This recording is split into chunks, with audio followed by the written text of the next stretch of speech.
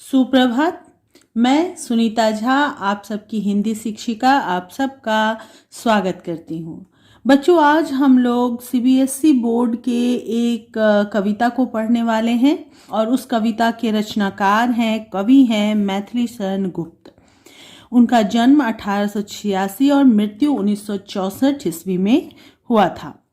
बच्चों, उनके बारे में यहाँ पर कुछ दिया हुआ है जिसे आप लोग ज़रूर एक बार पढ़ लेंगे। विशेष उनके बारे में है कि वो राष्ट्र कवि के उपाधि से प्रख्यात हुए थे और बहुत सी भाषाओं में उनको पांडित्य प्राप्त था। वो एक राम भक्त कवि थे और उनकी प्रमुख कृतियां हैं। उनका नाम है साकेत, यशोधरा, जयद्रथ वध।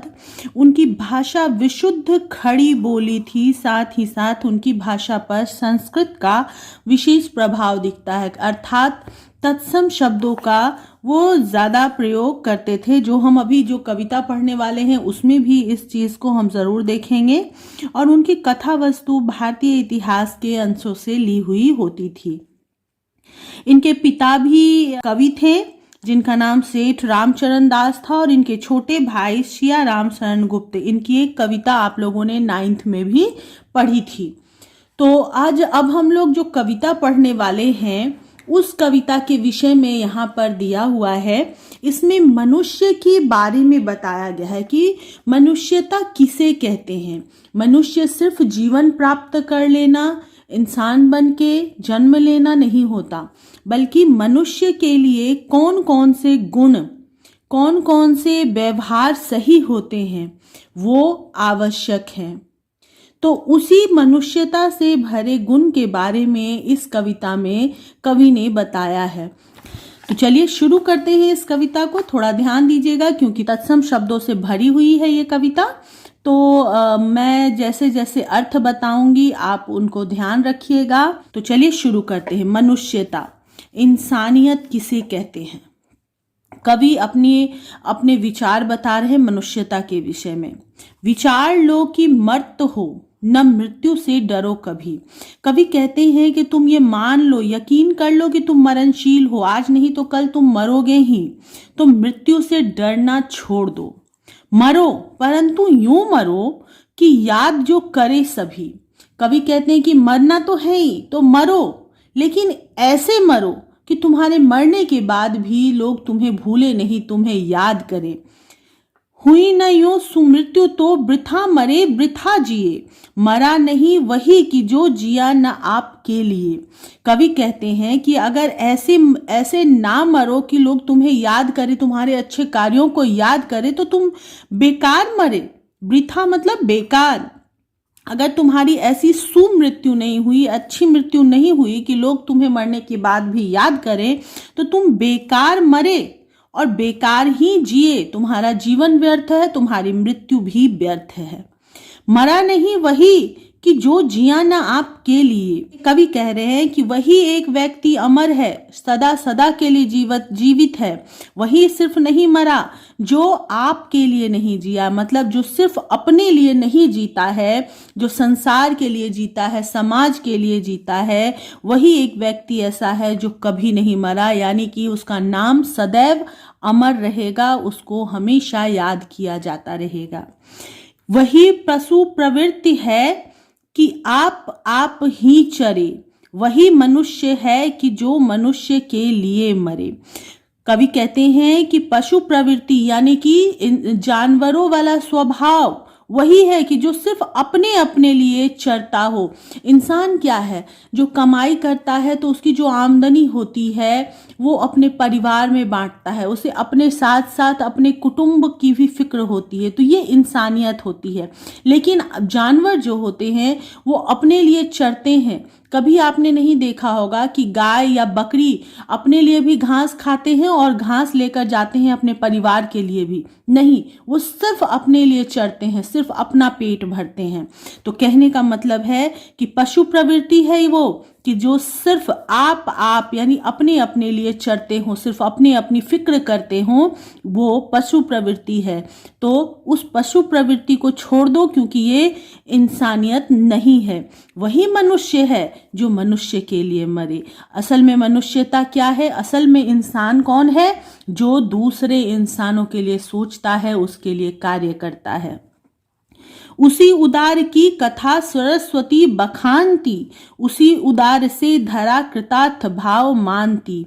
कहते हैं कि वो उदार जो दूसरों के लिए मरता है, वो मनुष्य जो दूसरे मनुष्य का ख्याल रखता है, उसी उदार की कथा सरस्वती भी गाती है। मतलब उसका ही वर्णन किया जाता है हर जगह। और उसी उदार से धरा यानी पृथ्वी जो है उसकी आभारी होती है, उसके लिए कृतज्ञ होती है। उसी उदार की सदा सजीव कीर्ति गूंजती, तथा उसी उदार को समस्त सृष्टि पूजती। कवि कहते हैं कि वही व्यक्ति जो दूसरों के लिए सदा जीते हैं, उसी उदार की कीर्ति हमेशा जीती है, गूंजते रहती है, सजीव रहती है, वो कभी मरती नहीं। कीर्ति यानी उसका यश, उसकी ख्याति जो है वो कभी मरती नहीं है, सदैव जीवित रहती है। और उसी उदार को समस्त सृष्टि यानी सारी दुनिया पूजती भी है। जो इंसान दूसरों का भी कल्याण करता है, जो सिर्फ अपने लिए नहीं जीता, उसी की कीर्ति, उसी की यश, उसी की ख्याति सदैव सजीव रहती है, सदैव जिंदा रहती है। और उसी उदार को सारी सृष्टि पूजती भी है, सम्मान भी करती है। अखंड आत्म भाव जो असीम विश्व में भरे, वही मनुष्य है कि जो मनुष्य के लिए मरे। कहते हैं अखंड मतलब जो खंडित ना हो सके, ऐसा आत्म भाव मतलब अपनेपन का भाव पूरे संसार असीम, जिसकी कोई सीमा नहीं है, उस विश्व में भरता है। यानी पूरे संसार को जो अपना मानता है, अपनेपन का भाव पूरे संसार के साथ रखता है, वही इंसान है, वही मनुष्य है। और वही मनुष्य है कि जो मनुष्य के लिए मरे। क्षुधार्त रंत देव ने दिया करस्त थाल भी, तथा दधीचि ने दिया परार्थ अस्थि जाल भी।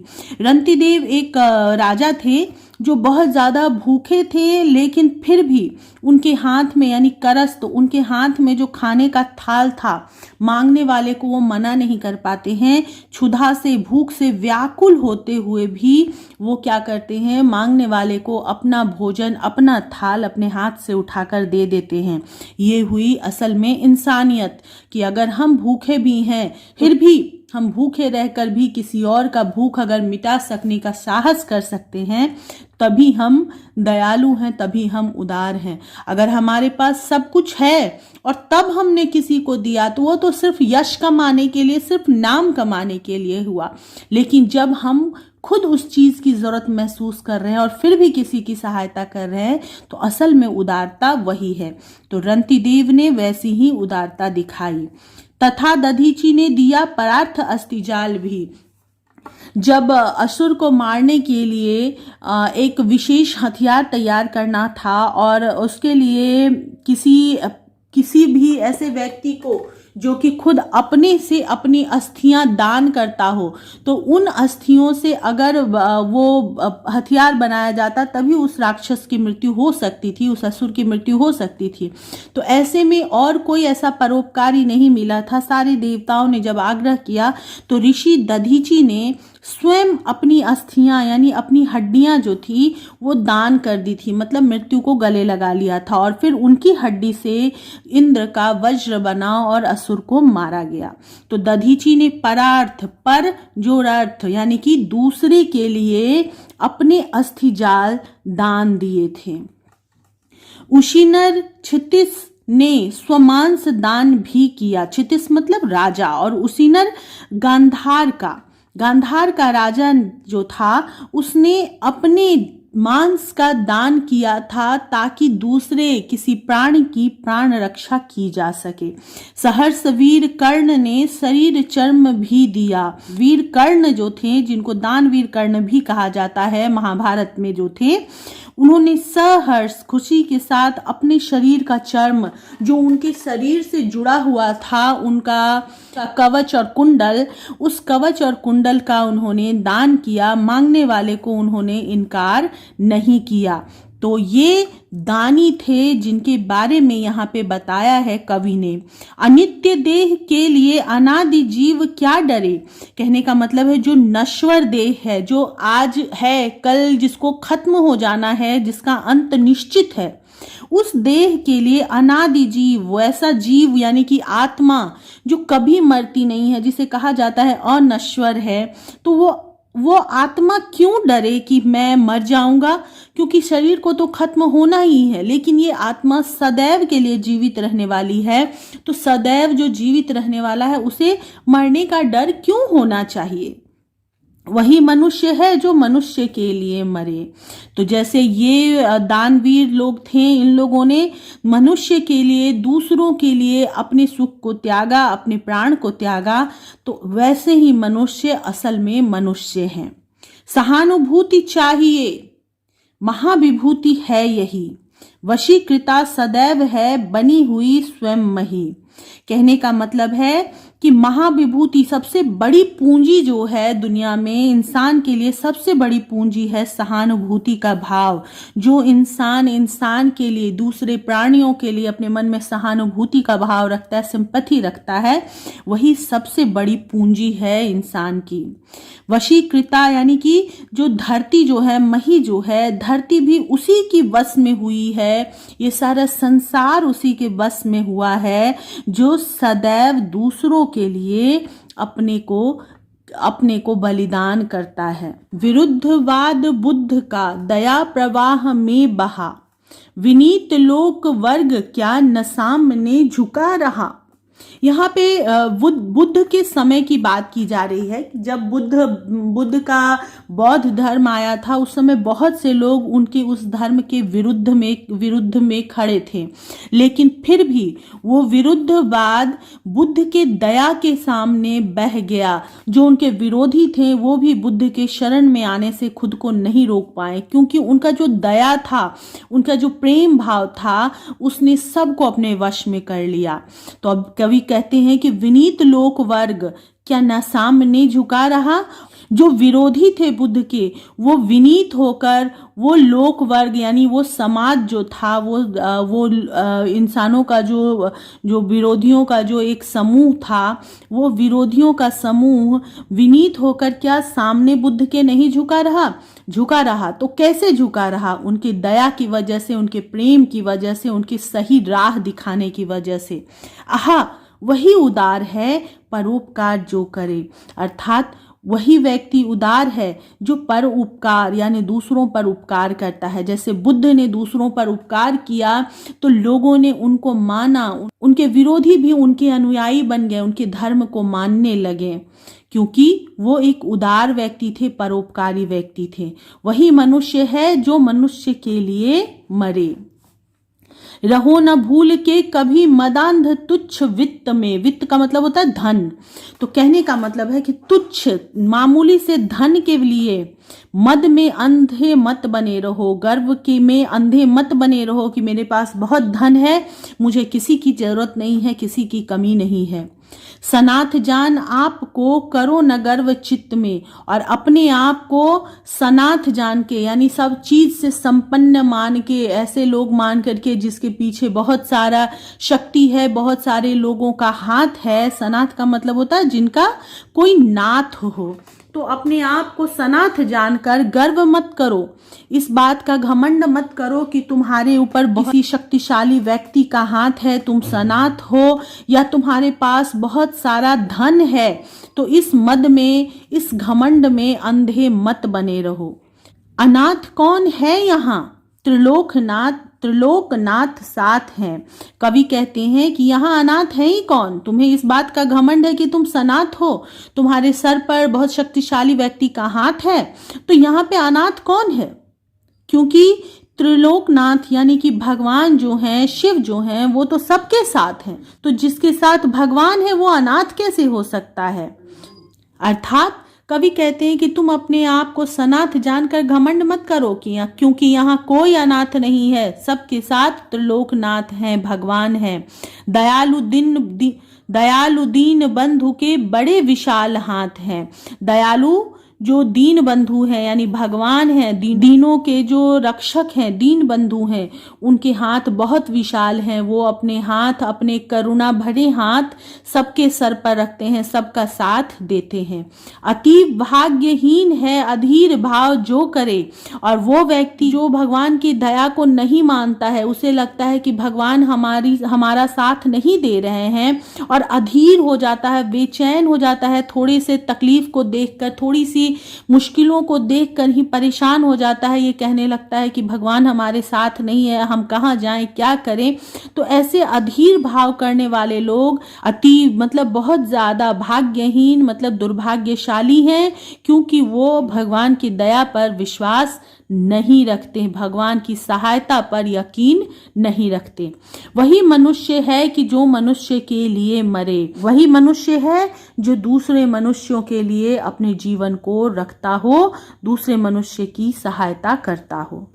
अनंत अंतरिक्ष में अनंत देव हैं खड़े, समक्ष ही स्वबाहु जो बढ़ा रहे बड़े बड़े। यहाँ पर भी भगवान के बारे में ही कवि कहते हैं कि अनंत देव, जिनका कोई अंत नहीं है, वो देव खड़े हैं अनंत अंतरिक्ष में, और अंतरिक्ष में खड़े होकर अपने स्वबाहु, अपने बाहु को, अपने हाथों को, अपने बड़े बड़े हाथों को बढ़ा रहे हैं, सामने सबके समक्ष बढ़ा रहे हैं कि मेरे हाथ को थामो और आगे बढ़ो, अपने आप को अनाथ निस्सहाय मत समझो। परस्परावलंब से उठो तथा बढ़ो सभी, अभी अमर्त अंक में अपंक हो चढ़ो सभी। कवि कहते हैं परस्पर अवलंब मतलब एक दूसरे की सहायता, अवलंब का मतलब होता है सहायता, एक दूसरे के सहारे। तो एक दूसरे के सहारे सब उठो तथा बढ़ो सभी, आगे बढ़ो सब लोग मिलके, एक दूसरे के साथ। अकेले अकेले आगे बढ़ने की कोशिश मत करो, एक दूसरे को का साथ दो, सबको साथ लेकर आगे बढ़ो। और अभी अमर्त अंक में, अमर्त मतलब जो मृत नहीं हो, जो कभी ना मरे, अमर हो, तो अमर देवता को कहा जाता है। तो देवता के अंक में, देवता की गोद में आगे बढ़ो और सब लोग देवता की गोद में चढ़ जाओ, वो भी अपंक होकर, निष्कलंक होकर, अपने मन को, अपने तन को पूरी तरह से स्वच्छ करके, निर्मल करके बढ़ो और देवता की गोद में चढ़ जाओ, क्योंकि वही तुम्हारा स्थान है। रहो न यूं कि एक से न काम और का सड़े, वही मनुष्य है जो मनुष्य के लिए मरे। ऐसे मत बने रहो कि एक दूसरे का काम बिगाड़ते रहो, उसे एक दूसरे को पीछे की तरफ खींचते रहो, मतलब मिलकर आगे बढ़ते रहो, क्योंकि मनुष्य वही है जो मनुष्य के लिए मरता है, मनुष्य के लिए ही जीता है। मनुष्य मात्र बंधु है, यही बड़ा विवेक है। विवेक मतलब सबसे बड़ी समझदारी यही है कि लोग ये मान ले कि मनुष्य मात्र बंधु है। सारे मनुष्य जो हैं वो हमारे बंधु हैं, हमारे रिश्तेदार हैं, हमारे मित्र हैं, हमारे भाई हैं। पुराण पुरुष स्वयंभू पिता प्रसिद्ध एक है। और पुराण पुरुष जो है, पुराण में जिस पुरुष का जिक्र किया गया है, यानी भगवान जो हैं स्वयंभू, जो अपने आप जन्म जिन्होंने लिया है, अर्थात शिव, वही है एकमात्र सबके पिता, वही पिता हैं सबके। फलानुसार कर्म के अवश्य बाह्य भेद है, परंतु अंतरैक्य में प्रमाणभूत वेद है।